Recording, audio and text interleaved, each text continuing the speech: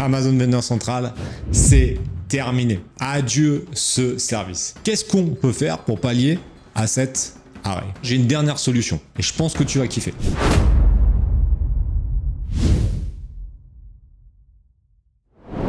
Salut la Team Phoenix.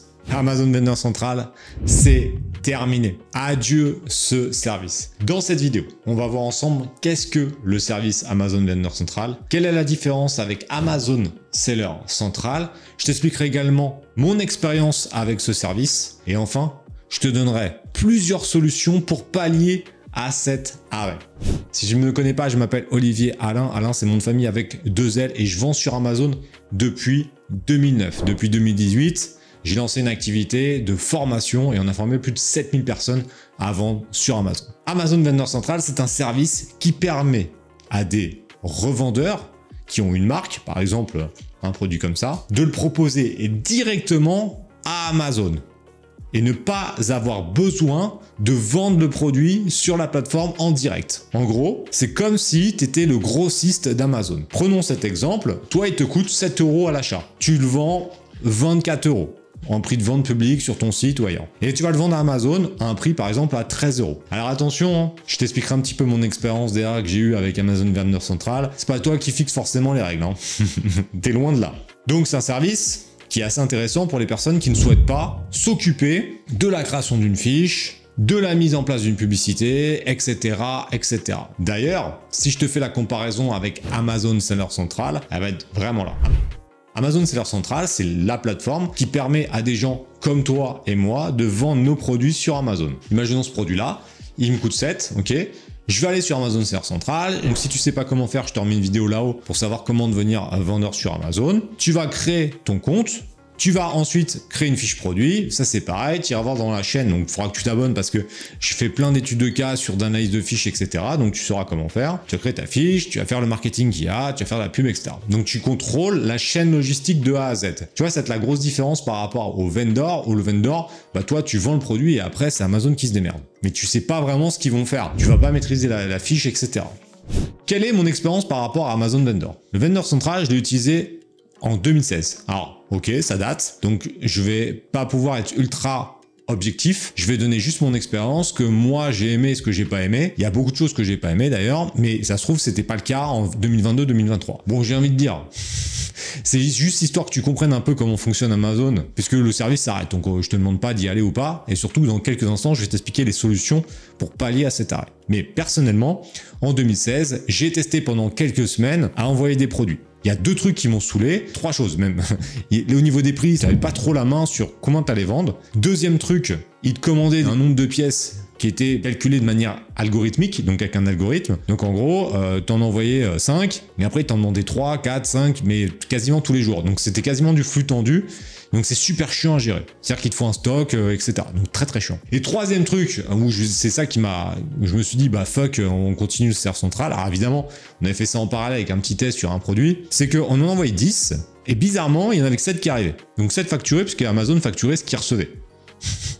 Donc en gros, on se faisait toujours entuber. Est-ce que c'était voulu ou pas? Tu me mettras en commentaire, selon toi, qu'est-ce que t'en penses? Bon maintenant, qu'est-ce qu'on peut faire pour pallier à cet arrêt? Si tu utilisais Vendor Central, c'est que peut-être tu avais plein de marques, tu travailles peut-être dans un grand groupe qui veulent pas se casser le cul à vendre des produits sur Amazon directement. Solution numéro 1, bah, ça va pas être la plus folle, c'est de dire ok, bah, j'arrête de vendre sur Amazon. Et je développe d'autres places de marché, j'essaie d'être indépendant avec mon site, etc. Je développe les réseaux, je développe l'influence marketing, etc. Bon, ok, pourquoi pas. C'est juste qu'Amazon, quand j'ai revendu mes boîtes en 2018, l'année d'avant, en 2017, Amazon, donc c'était Amazon Europe, représentait 90% du chiffre d'affaires. Donc se couper d'Amazon, je suis pas sûr que ce soit la meilleure idée. Tu mettras en commentaire ce que t'en penses, je donne juste mon avis. Solution numéro 2, c'est de se dire, ok, je vais passer par une agence. C'est-à-dire qu'il y a des agences de gestion de compte qui peuvent gérer tout de A à Z ou uniquement certaines parties. Nous par exemple, on est une agence, je te mettrai le lien sous la vidéo, donc Advision, qui va être une agence spécialisée dans la publicité. Donc nous, on accompagne les vendeurs sur Amazon uniquement sur la pub. Après, tu as d'autres agences qui gèrent tout. Est-ce qu'ils gèrent tout bien? L'expérience nous a montré que c'était pas forcément foufou, c'est pour ça que nous on s'est spécialisé dans la pub. Ça c'est la deuxième possibilité. Troisième possibilité, c'est de se dire ok, je vais former quelqu'un de mon équipe ou je vais me former moi pour pouvoir vendre directement sur Amazon. Et là, ça va être l'utilisation de Seller Central, ça va être maîtriser comment utiliser le marketing pour créer des fiches qui vendent sur Amazon. C'est une solution qui est possible, qui va demander un peu de temps et un peu de compétences, donc il va falloir se former. Si tu veux voir un peu à quoi ça ressemble quand tu souhaites vendre ton propre produit, je t'ai mis une étude de cas directement sous la vidéo. Donc tu pourras voir comment c'est, l'étude de cas offerte pour voir comment tu peux lancer un produit de A à Z avec un petit budget. Bon, si tu utilises le vendeur central, normalement tu as du budget. Donc c'est pas une question de budget, mais au moins tu vas voir un peu le process quand tu maîtrises la chaîne logistique de A à Z.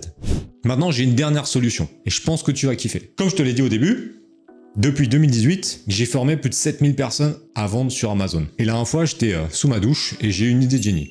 Je me suis dit, comment on peut aider les gars qui vont se retrouver un peu le bec dans l'eau avec la fin du vendeur central. Là, j'ai eu un flash, je me suis dit, ok, en fait, on va proposer de mettre en relation les personnes qui ont des marques qui vendaient avec vendeur central, d'utiliser les compétences de nos membres. C'est-à-dire qu'en gros, on va mettre en place une sorte de service qui te permet de proposer tes marques à nos vendeurs, qui vont donc s'occuper de la mise en place du produit sur Amazon, comme vendeur central. Donc en gros, comment ça va se passer? Tu as une candidature à remplir également sous la vidéo. Tu vas donner des informations concernant ta marque, etc., etc. Et nous, ensuite, on va la diffuser à nos membres qui en sont formés grâce à mon programme phare Amazon Révolution. Donc comme ça, on va pouvoir t'envoyer plusieurs candidatures de personnes qui souhaitent vendre ton produit. Et comme ça, tu vas pouvoir continuer à vendre sur Amazon sans être dépendant des règles d'Amazon et en plus, en ayant la possibilité de proposer des fiches de meilleure qualité puisque les personnes que je forme, elles savent mieux au final faire des fiches qu'Amazon.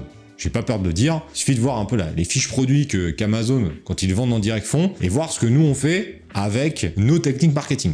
De manière totalement objective, c'est comme si tu comparais une Lambo et une Clio. C'est pareil. Donc, tu auras aussi possiblement plus de choix et plus d'opportunités de développement puisque tu vas avoir des meilleurs vendeurs qui vont te faire des fiches. Et après, tu pourras par exemple faire un contrat d'exclus avec l'un d'entre eux si ça se passe bien et derrière, pouvoir avoir une relation long terme et développer ton activité. Ça, c'est l'avantage pour toi et pour mes membres, ça leur permet également d'avoir des marques. Donc, c'est vraiment du gagnant-gagnant. Faut savoir un truc, c'est moi, je ne gagne pas d'argent dans cette histoire. Je mets juste en relation pour aider les personnes qui ont des produits de marque, qui souhaitent les vendre sur Amazon et aider mes membres à trouver des marques qui sont qualitatives et qui sont basées en France ou en Europe. Donc, c'est vraiment pour mes membres et pour les personnes qui souhaitent continuer à vendre sur Amazon sans être lésé par la fin du service Amazon Vendeur Central. Donc, tu as toutes les informations sous la vidéo. Donc, n'hésite pas à nous contacter pour qu'on puisse te mettre en relation avec nos membres. En tout cas, j'espère que cette vidéo t'a aidé pour savoir comment tu vas pouvoir pallier à l'arrêt du vendeur central. Mais honnêtement, je trouve que c'est pas une mauvaise chose parce que je trouvais que le service n'était pas dingue et que au final, c'est quand même mieux de pouvoir tout maîtriser. En tout cas, n'hésite pas à passer à l'action, me contacter si tu souhaites qu'on avance ensemble, t'abonner à la chaîne pour avoir des informations concernant la vente sur Amazon. Et la dernière phrase, n'oublie jamais que si tu ne fais rien, il se passera rien. Donc c'est à toi de jouer, on se retrouve bientôt.